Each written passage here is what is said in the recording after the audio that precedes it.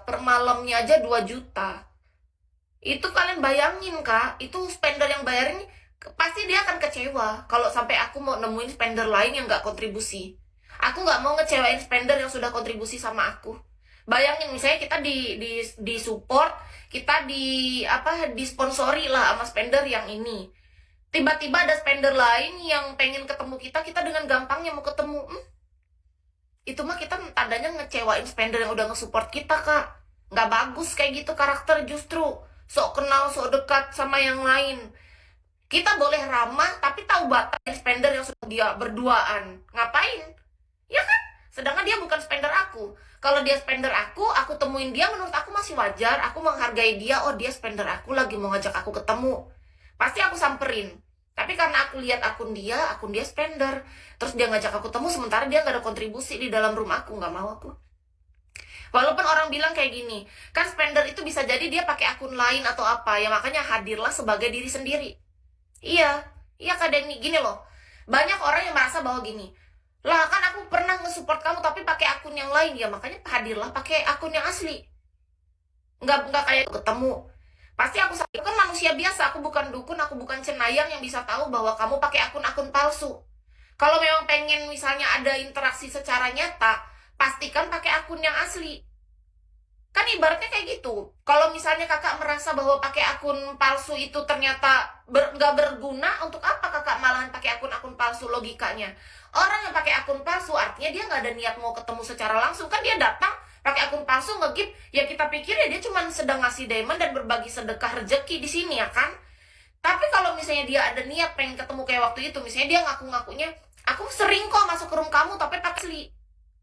Kan yang aku tahu ya akun aslinya yang spender itu dia nggak pernah masuk, dia ngajakin aku ketemu di lobby, nggak mau aku. Dia aku waktu itu bener-bener kayak dia memang sering masuk ke rumahku kak, pakai akun aslinya itu, tapi dia nggak pernah kontribusi di rumahku. Akun yang dia. Jadi pas dia tahu aku sedang berada di Jakarta Pusat karena memang dia orang Jakarta, dia ngajak aku ketemu, aku nggak mau. Orang spender yang pernah ketemu aku aja cuma 2 orang dari seluruhnya. Aku cuma pernah ketemu 2 orang. Masa tiba-tibanya ada yang dia mau ketemu sedangkan dia nggak pernah kontribusi? Nggak mau lah. Wajar dong kayak gitu. Dia nggak pernah kontribusi. Menurut Ki sih, banyak orang berpikir kalau kayak gitu dibilang sombong juga nggak apa-apa. Aku bilang aja sombong. Dibilang sombong, dibilang belagu juga nggak apa-apa dah. Yang pasti bagi Kis aku tahu mana yang harus aku temui. Pagi Kak Budi, aku boleh dong ketemu, apalagi kakak. Sudah bukan akun spender, anak baru. Top up nggak pernah, lebih parah lagi. Nggak ada kontribusinya untuk Bigo ini.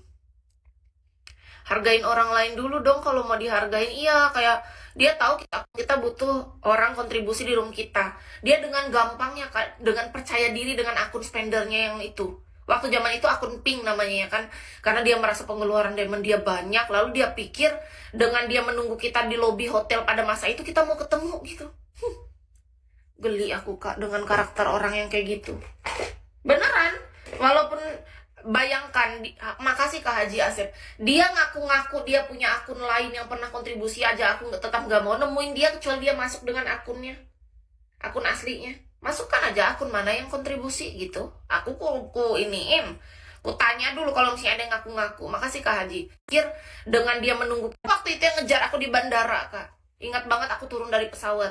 Mana akunnya, aku lihat dulu, aku bilang. Nggak bisa dia tunjukin akunnya. Nggak suka aku. Nggak bisa aku sama orang kayak gitu.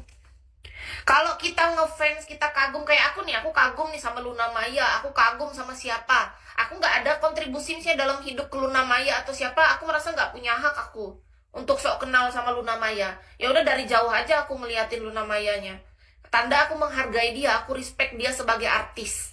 Nah kalau di sini kan sebagai host Bigo namanya, karena kita ditonton banyak orang. Ibaratnya kan persis kayak gitu kak. Kayak tiba-tibanya orangnya mengaku-ngaku ini, gak usah mengaku. Kalau kita ada faktanya, memang buktinya. Kayak contoh aku misalnya ini, aku udah lama nih follow gini, aku juga udah sering ini masuk ke dalam room kamu gini-gini, kita tahu semua segala itunya. Kita bukan ngaku-ngaku, kita beneran itu. Orang aku aja kalau sama artis-artis aku nggak pernah merasa punya hak untuk aku berfoto sama dia, untuk aku minta tanda tangan dia, karena aku merasa aku pasti akan mengganggu dia. Misalnya dia lagi makan, tiba-tibanya aku datang pengen foto, sedangkan aku aja nggak pernah kontribusi dalam hidup dia. Dia pasti capek, dia pengen makan dengan tenang, dengan damai, kok tiba-tiba aku datang merasa punya hak gitu. Merasa punya hak untuk berfoto sama dia, merasa punya hak minta tanda tangan dia, mengganggu waktu dia. Sedangkan kita nggak ada kontribusinya. Nggak itu. Orang perlakukan manusia kayak gitu. Pandangan sih, karena aku kalau digituin sama orang aku nggak bakal senang. Bayangin aku lagi makan di sebuah tempat, tiba-tiba ada orang mengaku-ngaku kayak gitu, dia minta ini minta itu, aku merasa kayak orang tuh nggak punya hak sebenarnya dalam hidup kita, Kak. Mengambil waktu kita, energi kita, karena orang itu nggak ada kontribusi. Beda kalau memang dia ada kontribusi, itu beda cerita. Kita pasti akan menghargai juga, karena beda loh Kak, orang yang udah kontribusi Kak. Kita yang harus tahu diri jadi host, menurut Kis justru. Karena dia udah kontribusi dalam hidup kita. Kita akan mau menyediakan waktu untuk orang tersebut. Kita harus sadar diri juga.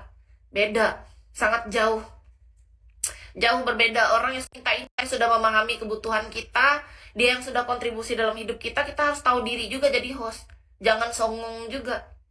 Terkadang hostnya juga yang songong. Sudahlah orang kontribusi, dianya yang gak tahu diri. Kan kita sama-sama belajar untuk sadar diri, Kak. Ya kan, dalam hidup kan tentang pembelajaran gitu. Karena aku memandang kayak contoh-contoh orang-orang yang terkenal public figure itu, Kak, aku memandang mereka tuh setara sama kita, manusia yang sama, yang mereka juga bisa lelah. Mereka juga pengen punya waktu untuk menikmati me time-nya lah. Kenapa kita harus mengganggu waktu mereka?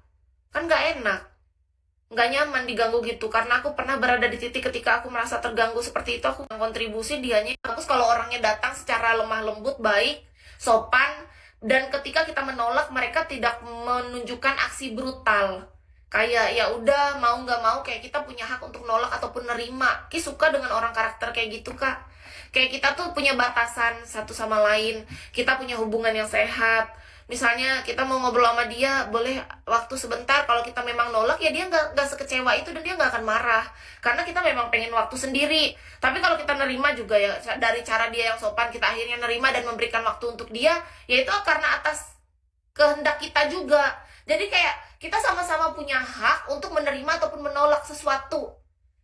Berhubunganlah dengan sehat, nerima. Ki suka dengan orang satu sama lain, tahu batas. Itu penting menurut Kis. Kebanyakan nih contoh kayak berita yang beredar aja ngatain, ini artis ini sombong sekali, kalau diketemuin dia nggak mau diajak foto, dia begini-begini, belagu apa gitu. Kok bisa ada orang bikin kayak gitu? Hai juga Kak, kok bisa orang bisa kayak gitu sama manusia yang lain? Emang kalau dia dikenal orang, dia harus punya ini waktu 24 jam untuk melayani semua orang? Kalau dia lagi di luar pekerjaannya, kan misalnya dia jalan ke keramaian, dia kan pengen santai dia. Kalau memang dia mau, ya terima kasihlah atas kebaikannya karena dia mau menerima itu gitu. Kalau memang dia nggak mau, ya hargain dong. Kan kita hidup tuh saling menghargai, punya respect, rasa hormat satu sama lain. Jadi ketika itu, hai juga Kak, kalau sesuatu kepada orang dengan cara yang baik dan tepat dan benar, dengan etika, adab yang santun, nah orang itu berhak untuk menerima ataupun nolak. Iya, batasan itu penting, Abang. Jadi menurut Kis ya, alangkah baiknya kita satu sama lain tuh saling menghargai. Udah gitu doang sebenarnya hidup ini. Biar sama-sama nyaman lah. Permintaan itu kan gak harus dipenuhi. Kalau terpenuhi ya syukur, kalau enggak juga gak apa-apa gitu. Enjoy aja dalam hidup, ya kan? Ya syukur, kalau enggak juga gak apa-apa gitu. Enjoy aja dalam hidup, ya kan? Ya syukur, kalau enggak juga gak apa-apa gitu. Enjoy aja dalam hidup, ya kan? Ya syukur, kalau enggak juga nggak apa-apa gitu. Enjoy aja dalam hidup, ya kan? Ya syukur, kalau enggak juga nggak apa-apa gitu. Enjoy aja dalam hidup, ya kan?